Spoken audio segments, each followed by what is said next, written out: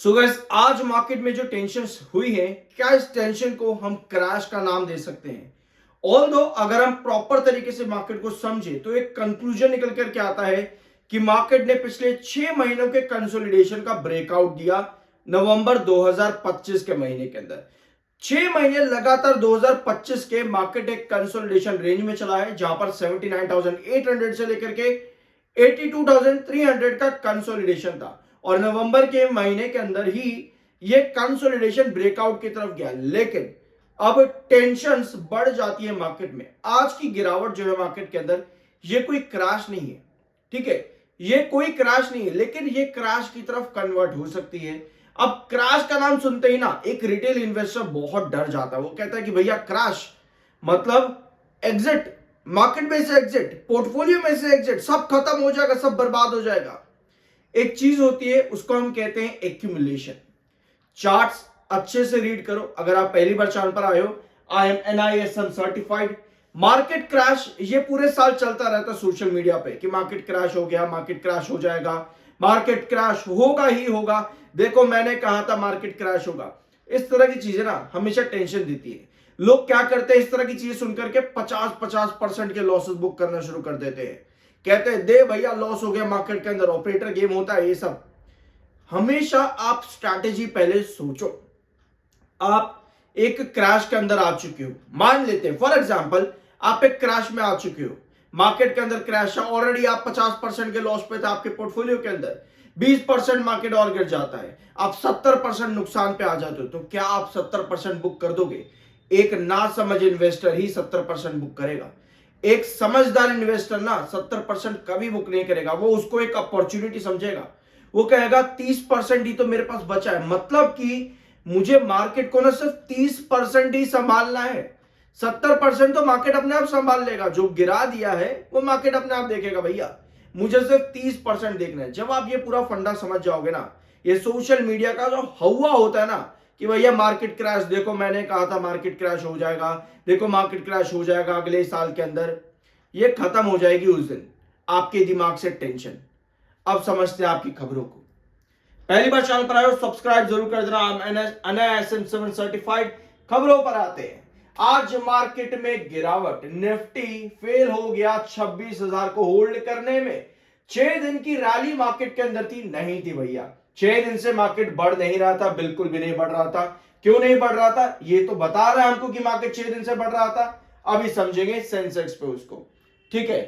अब आते हैं अगली खबर पे। भैया हमारा इंडियन रुपी जो था आज नीचे की तरफ क्लोज हुआ है, रीबाउंड नहीं कर पाया है।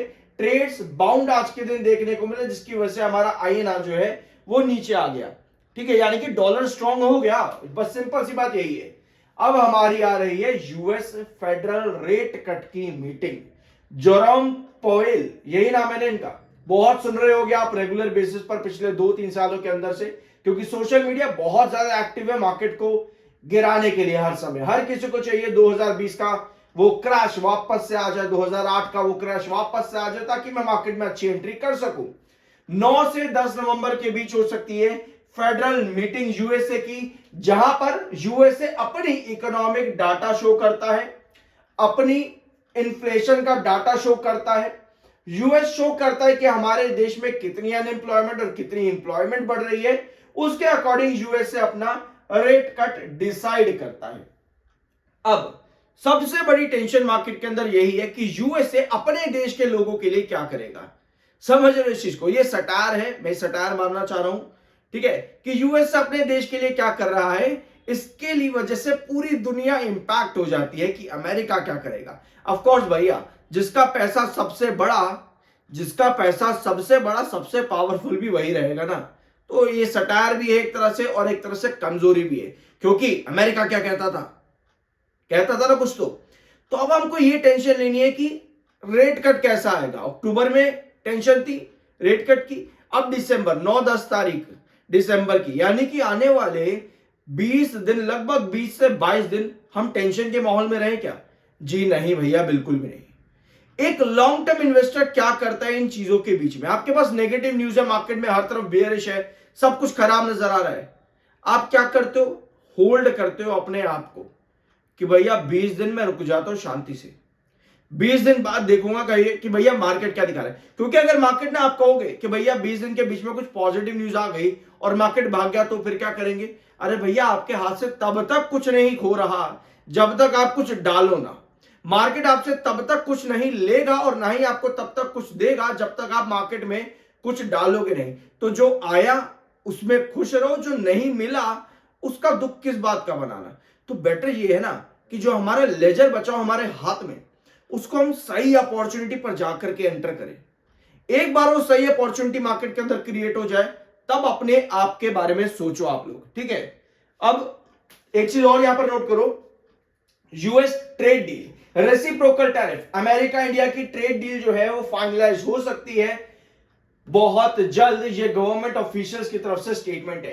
पहले फेज यहां पर हो चुका है डील के अंदर, रेसिप्रोकल टैरिफ की बातचीत है। अमेरिका कह रहे भैया हम तुम्हारे ऊपर और टैरिफ लगाएंगे, क्योंकि भैया इतने साल से तुम हमको लूट रहे थे, हम भी तुम्हें लूटेंगे। अच्छा भैया, अमेरिका को हम लोग लूट रहे थे, हमें तो पता ही नहीं था। डॉलर तो उनका बढ़ा है भैया, ऐसे कैसे लूट रहे थे फिर हम? मतलब कि ट्रेड डेफिसिट था क्या भैया? अगर ऐसा कुछ था तो तुम्हारा डॉलर ऊपर कैसे है और हमारा इंडियन रुपये नीचे कैसे है?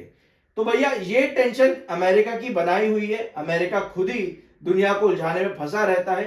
अब दिक्कत ये है कि अमेरिका कह रहे हैं कि भैया रेसिप्रोकल तो लगेगा ही लगेगा, और जो हम 50% इम्पोज कर चुके हैं वो तो वैसे का वैसे ही है। लेकिन जो आप रशिया से जो माल ले रहे थे ना, तेल ले रहे थे भैया, उसके ऊपर भी हमने पेनल्टी लगा रखी है, जिसको न्यू दिल्ली यानी कि इंडिया ने कहा है कि भैया वो अनजस्टिफाइड है, कहते रहो, उसने मानना नहीं है अपनी तरफ से, ठीक है।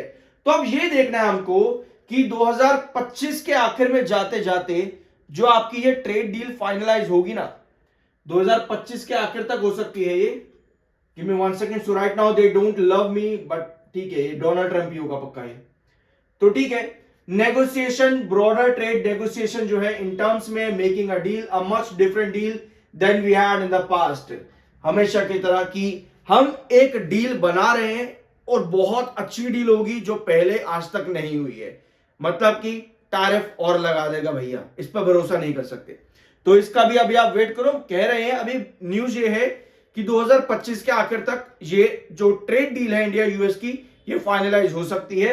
यानी कि टैरिफ कितना लगेगा कितना नहीं लगेगा ये फाइनलाइज हो सकता है। अब एक खबर और आती है, रिसेंटली आपको पता ही है कि दिल्ली में बॉम्ब ब्लास्ट हुआ था और उसके जो फुटस्टेप्स हैं वो जा रहे हैं टर्की की तरफ। अब पाकिस्तान कह रहे हैं कि भैया हमें बदनाम क्यों नहीं किया? कोई बात नहीं, बदनाम तुम पहले से ही हो, लेकिन टर्की की तरफ इस बार नजरें हैं। और टर्की की तरफ अगर नजरें हैं कि भैया टर्की से ये ब्लास्ट किया करवाया गया है, तो ऐसे में हमको ये भी पता होना चाहिए कि क्या हमारा टर्की के साथ कोई ट्रेड है। ये रहा टर्की के साथ फाइनेंशियल ईयर 23-24 के अंदर इंडिया का ट्रेड था कितना? बायलैटरल ट्रेड 10.43 बिलियन डॉलर्स का, जिसमें आपको देखने को मिलते हैं mineral fuels, auto parts, chemicals, major import from Turkey, marble, gold, apples. बहुत बड़ा ट्रेड है 10.43 बिलियन डॉलर्स का। अब खतरा यहां पर भी आ जाता है कि अब इस ट्रेड का क्या होगा, क्योंकि बायलैटरल ट्रेड किसी भी कंट्री से आज के ग्लोबलाइजेशन में टूटते हैं ना, तो ये इकोनॉमीज को बहुत बड़ा झटका होता है।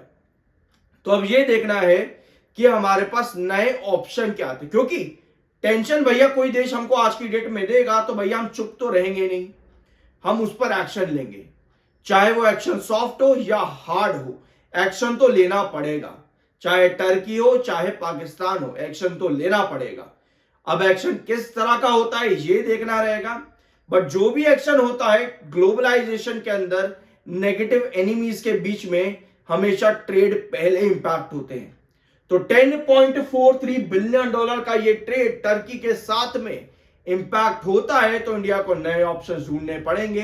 बिल्कुल उसी तरह जिस तरह ईरान पर सैंक्शन लगे तो भैया रशिया के पास हम ज्यादा तरफ जाने लगे ऑयल के लिए, समझ रहे हो। तो पहले ये सब चीजें चल रही थी, बट हम जब ज्यादा भरोसे में आते हैं ना और वहां पर सैंक्शन हो जाए या पर कुछ दिक्कत हो जाए तो टेंशन बढ़ जाती हैं। तो यही सब टेंशन है मार्केट के अंदर। एक लॉन्ग टर्म इन्वेस्टर को इन सब चीजों से घबराने की जरूरत नहीं होती। और मार्केट गिरा नहीं है, मार्केट में कोई क्रैश नहीं आया है। मार्केट ने 6 महीने का लंबा कंसोलिडेशन नवंबर के महीने में ब्रेकआउट दिया है आप लोगों को, जिसके बाद जाकर के मार्केट सिर्फ और सिर्फ एक रिस्ट्रिक्शन पर वेट कर रहा है कि भैया मुझे कुछ पॉजिटिव दे दो, लेकिन अभी वो पॉजिटिव मिल नहीं रहा है। अब हमारे पास आती है 2 तारीखें और दोनों है दिसंबर 2025 के अंदर। पहली 9 और 10 तारीख और दूसरी 2025 के आखिर तक यूएस इंडिया ट्रेड डील का फाइनलाइजेशन। आई गेस इतना पॉइंट्स क्लियर है।